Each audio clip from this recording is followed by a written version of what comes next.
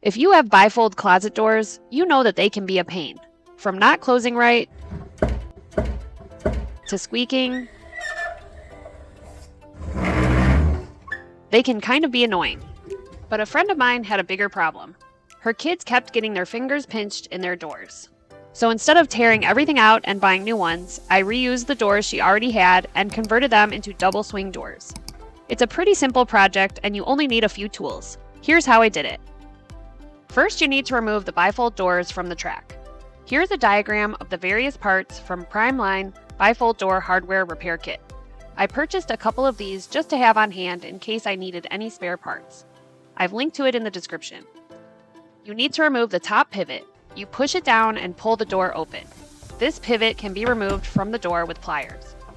For one set of doors, though, I needed to remove the top bracket as well because the pins were not compatible with the swinging method. So I purchased a separate top track, cut the length to about 6 inches, installed it where the old one was, and used the new top bracket from my kit. You don't have to cut the top track, but I was trying to be frugal and stretch one track across multiple doors.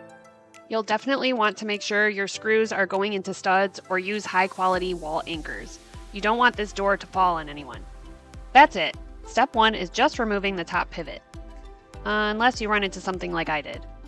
Which, let's be honest, you probably will because apparently Murphy's Law loves DIY projects.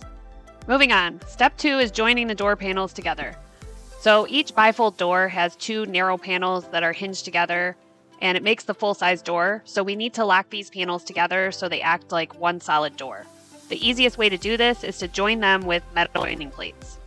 Now the bifold acts like one solid door. You'll also want to remove these guys. Won't be needing those anymore.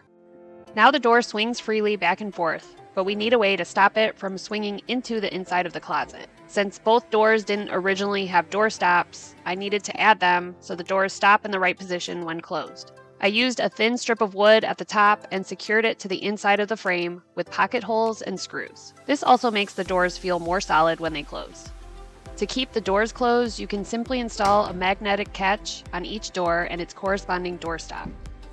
We use the same handles that were already there, but if you need to, just add handles and you're done.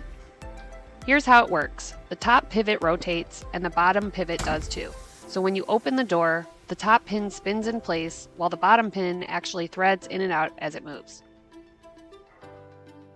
Now, as cool as this is, it really is just for demonstration. These parts weren't designed for this. They're pivot hardware, not actual door hinges. That said, my brother did this on a coat closet at his house and it's held up for years with no issues. But officially, don't try this at home, folks. Anyway, my friend decided the risk was worth it if it meant no more pinched fingers. And it completely changed how this closet works. The best part is that this cost almost nothing since we reused the doors that were already there. For each door, it was less than $10. If you have to replace the top bracket or door pivot hardware, expect to pay a little more per door. If you like practical DIY projects like this, consider subscribing to Mission DIY. We're all about making your home better without spending a ton of money. Thanks for watching, and I'll see you next time.